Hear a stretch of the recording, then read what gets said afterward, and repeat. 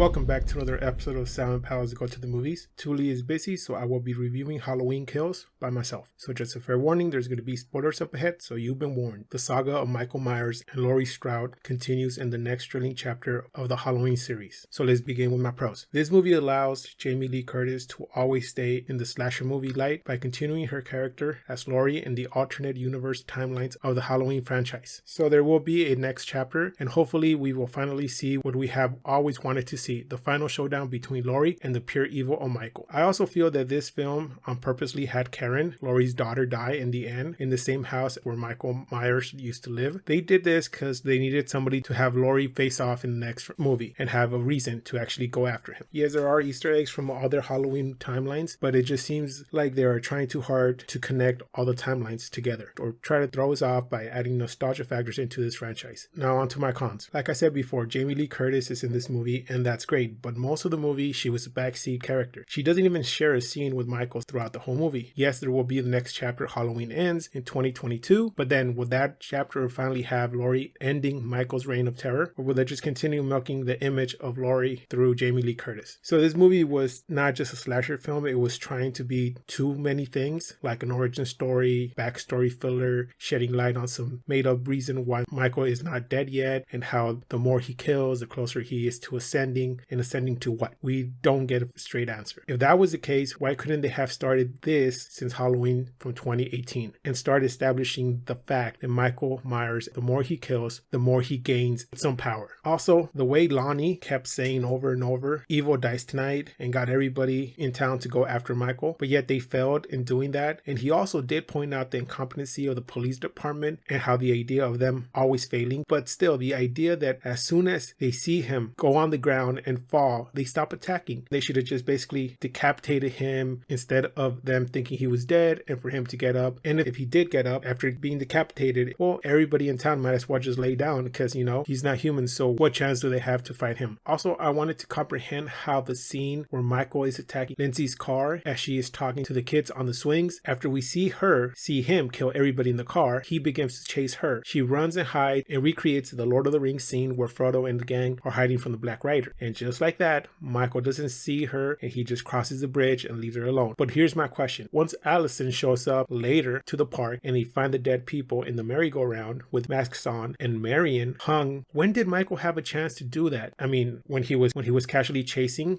/ walking after Lindsay, or after he crossed the bridge, did he say, oh, I forgot to clean up my mess, better go and recreate an art piece showing my internal emotions so the townspeople know what I'm up to? This doesn't make sense to me. Obviously it's a slasher film, but the only way I can let this slip is if at the same time Michael is killing people, the escaped mental patients that showed up on the news are going around vandalizing places and taking advantage of this killing spree, and when they find a dead victim of Michael, they rearrange them in a twisted sense of humor because they are crazy or they are fans of Michael, thus making the townsfolk run around in circles with different reports of sighting Michael when in reality it's the mental patients they've been spotting. I mean, if the story just had rules for Michael as well as Laurie and the townsfolk as what they could and couldn't do to Michael or Michael can do to them, then it'd be fair for the fans to follow along. I don't mean make Michael weaker, but make him believable, since the fact why he's scary is that he's mentally unstable. That is the reason he can't speak and he has so much strength, and the lack of feeling pain. That's more of a threat of evil than anything that's supernatural. So my final grade for this movie is going to be a 5 out of 10. I mean, I will go see the next one, but just because I'm already this deep into this franchise and I want to see the film series finally end like we all want to see Michael perish or face off with Laurie. But yes, the film made mistakes and tried to act like Michael was going after everyone from the original Halloween movie from 1978, since they used footage from that old film, and they also credited the original actor who played Michael, the Shape, Aaron Armstrong. That's a plus too, but there was things that they failed miserably in. But if you are a fan of the slasher franchise, you might as well go see it or buy it once it comes out on Blu-ray. If you are like me, then you've seen the previous versions and the alternate storylines and are waiting for this to end. So that does it for this review of Halloween Kills. Please join us next time when we are going to review Antlers.